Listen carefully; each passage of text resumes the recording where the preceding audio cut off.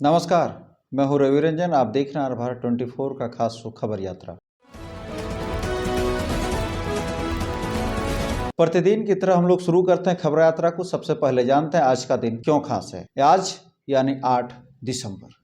आज हम आपको ले चलेंगे समुद्र की उस ताकत से मिलवाने जो खुद युद्ध में नहीं लड़ती, लेकिन युद्ध में लड़ने वाले को लड़ने की शक्ति देती है। जी हाँ, बात हो रही है INS ज्योति की। दोस्तों, क्या आप जानते हैं भारत के युद्धपोत हजारों किलोमीटर दूर जाकर भी कैसे लगातार मिशन पर बने रहते हैं, कैसे हमारी नौसेना महासागर के बीचों बीच भी अपनी ऊर्जा नहीं खोती। इस सवाल का जवाब है INS ज्योति, नौसेना की चलती फिरती लाइफलाइन। आज ही के दिन 8 दिसंबर 1998 को INS ज्योति को भारतीय नौसेना में शामिल किया गया। यह वह दिन था जब भारत ने समुद्र में अपनी उपस्थिति को एक नई शक्ति से भर दिया। हुंडई हैवी इंडस्ट्रीज द्वारा बनाए गए इस फ्लीट टैंकर ने नौसेनाओं की क्षमताओं में कई गुना बढ़ा दिया। INS ज्योति दुश्मन पर हमला नहीं करती, लेकिन यह वह जहाज है जो हमले करने वाले को शक्ति देता है। समुद्र में तैरते युद्धपोतों को ईंधन देता है, पानी, खाना और आवश्यक सामग्री पहुंचाता है, हेलीकॉप्टर ऑपरेशन सपोर्ट करता है और सबसे बड़ी बात, जहाज़ों को बिना रुके लगातार मिशन पर बनाए रखता है। यानी भारतीय नौसेना का असली एनर्जी स्टोर यही है। INS ज्योति की क्षमता इतनी बड़ी है कि यह एक बार में कई युद्धपोतों को दोनों तरफ से ईंधन और सामग्री दे सकता है। इसकी रीच हजारों किलोमीटर तक है। मतलब भारत चाहे अरब सागर में हो, हिंद महासागर में हो या अंतर्राष्ट्रीय मिशन पर हो, INS ज्योति हर जगह साथ चलता है। INS ज्योति ने भारत के ब्लू वाटर नेवी बनने के सपने को साकार करने में बड़ी भूमिका निभाई है। विदेशी नौसेनाओं के साथ संयुक्त अभ्यासों में यह भारत की ताकत और तैयारियां का प्रतीक बन गया है। जहां जहां भारतीय युद्धपोत जाते हैं, वहां वहां INS ज्योति भारत की ऊर्जा बनकर उपस्थित रहती है। INS ज्योति यह सिर्फ एक जहाज नहीं, यह भारतीय नौसेना का चलता फिरता किला है जो हर मिशन को संभव बनाता है। 8 दिसंबर 1998 भारतीय समुद्री शक्ति के इतिहास का एक चमकता हुआ अध्याय है। अब हम लोग अगले पड़ाव में चलते हैं झारखंड की खबरों की ओर। रांची रेलवे स्टेशन पर खड़ी ट्रेन बनी रैन बसेरा। रांची रेलवे स्टेशन की अवस्थित स्थिति एक बार फिर उजागर हुई है। प्लेटफॉर्म पर सुविधाओं की कमी और बढ़ती भीड़ के कारण यात्री खड़ी ट्रेन को अस्थायी रैन बसेरा के रूप में उपयोग करने लगे हैं। कई लोग ठंड और रात के समय वहीं रुकते दिखाई दिए। स्टेशन पर शौचालय और विश्राम स्थानों की कमी से यात्रियों में नाराजगी बढ़ रही है और बेहतर प्रबंध की मांग उठ रही है। JSSC की जेल वार्डर भर्ती आज अंतिम मौका।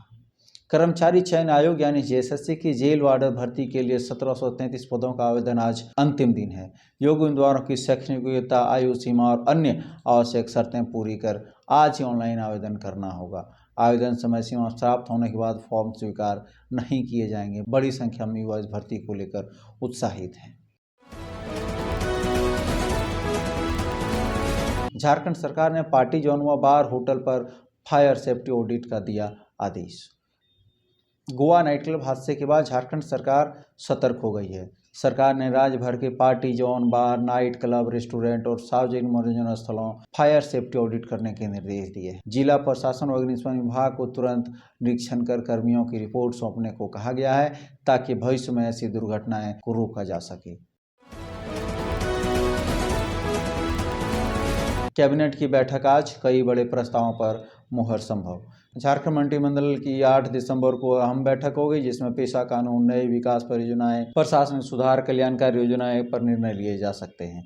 राज्य भर में इस बैठक को लेकर राजनीतिक हलचल बढ़ गई है।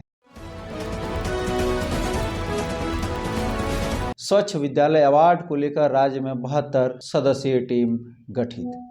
स्कूलों की स्वच्छता और हाइजीन की गुणवत्ता का मूल्यांकन करने के लिए राज्य सरकार ने 72 सदस्यों की विशेष टीम बनाई है। यह टीम 15 दिसंबर तक सभी जिले के विद्यालयों का निरीक्षण करेगी।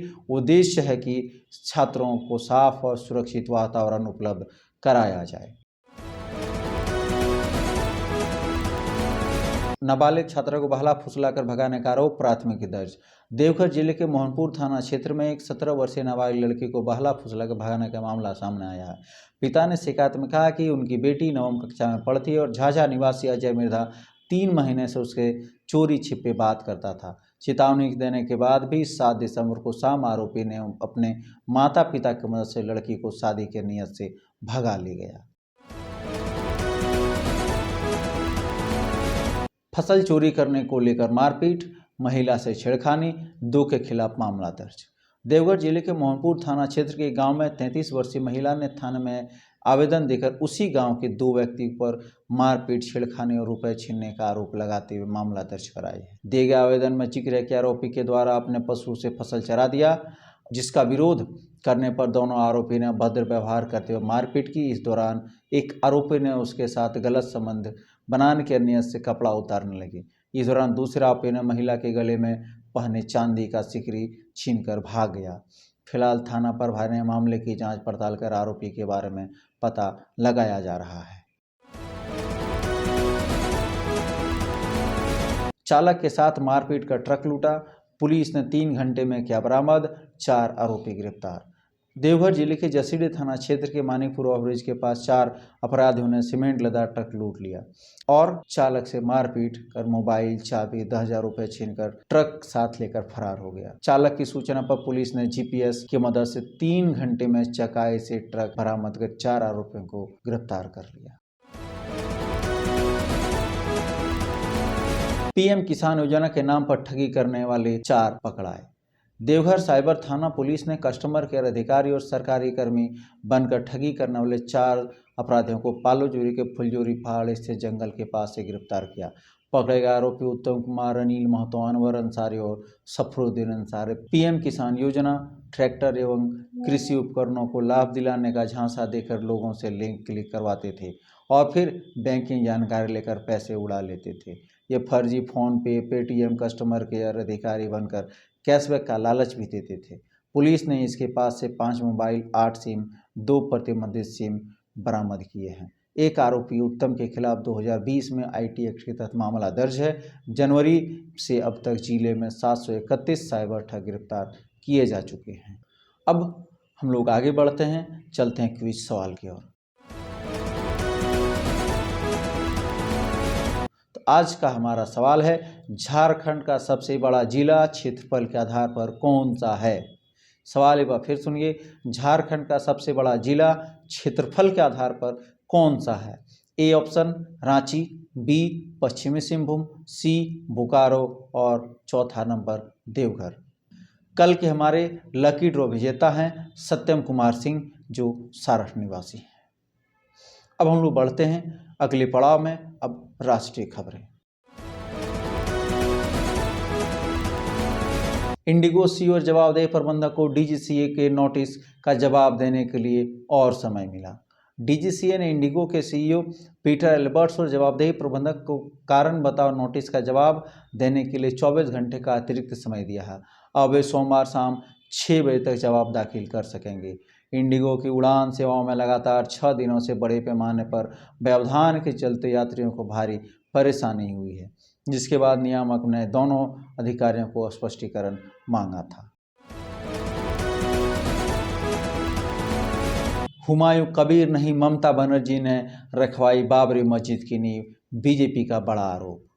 भाजपा ने पश्चिम बंगाल में बाबरी मस्जिद की नींव रखने को लेकर मुख्यमंत्री ममता बनर्जी पर सवाल उठाए। भाजपा नेता गिरिराज सिंह का आरोप है कि ममता बनर्जी ने विधायक हुमायूं कबीर से मस्जिद की नींव रखवाई और अब राजनीतिक नाटक कर रही है। इस घटना के बाद टीएमसीए ने हुमायूं कबीर को निलंबित कर दिया। बताया जा रहा है कि कबीर नई पार्टी बनाने की तैयारी में है। 22 दिसंबर को इसकी घोषणा कर सकते हैं। जेल में हुआ पाकिस्तानी लड़की से प्यार, भारत वापसी के बाद प्रेमिका के लिए हुआ व्याकुल। मिलने के लिए बॉर्डर पर पहुंचा लेकिन पकड़े गए। राजस्थान के बीकानेर में आंध्र प्रदेश के बीटेक ग्रेजुएट प्रशांत वेदम को पाकिस्तान में अवैध रूप से प्रवेश की कोशिश करने में पकड़ा गया। वह अपनी पाकिस्तानी गर्लफ्रेंड से मिलने बॉर्डर पार करना चाहता था। 2017 में भी वह पाकिस्तान घुसकर 4 साल जेल में रह चुका है। सैनिकों ने संदिग्ध हरकत पर उसे रोककर पुलिस को सौंप दिया। परिवार का दावा है कि वह मानसिक रूप से अस्थिर है। खुफिया एजेंसियां जासूसी समेत सभी एंगल से जांच कर रही है। अब अंतर्राष्ट्रीय खबर। थाईलैंड ने किया कंबोडिया पर हवाई हमले, सीमा विवाद फिर तेज। थाईलैंड और कंबोडिया के बीच सीमा विवाद एक बार फिर गंभीर बन गया है। थाई सेना ने दावा किया कि इसके विवादित सीमा क्षेत्र में कंबोडिया पक्षीय गतिविधियां के जवाब में हवाई हमले किए। कंबोडिया ने इस कार्रवाई को उकसाने वाला कदम बताते हुए थाईलैंड पर संघर्ष विराम तोड़ने का आरोप लगाया है। दोनों देशों की सेनाएं अलर्ट पर हैं और क्षेत्रीय स्थिरता पर खतरे की आशंका बढ़ गई है। ऑस्ट्रेलिया, जंगल की आग, एक फायर फाइटर की मौत, दर्जनों घर तबाह। ऑस्ट्रेलिया के न्यू साउथ वेल्स में भीषण जंगल की आग में बड़े पैमाने पर तबाही मचाई है। आग बुझाने के दौरान एक फायर फाइटर की मौत हो गई, जिससे राहत कर्मियों में शोक और चिंता दोनों बढ़े हैं। अब तक 40 से अधिक घर पूरी तरह जल चुके हैं और कई परिवार बेघर हो गए। तेज हवाओं और गर्म मौसम के कारण आग तेजी से फैल रहा है। अग्निशमन दल लगातार राहत और बचाव कार्य में जुटे हैं। आज की खबर यात्रा में बस इतना ही। मिलते हैं हम लोग कल के पुनः खबर यात्रा में। तब तक के लिए धन्यवाद। अब आपके शहर मधुपुर में भरोसे का नाम कंप्यूटर पॉइंट।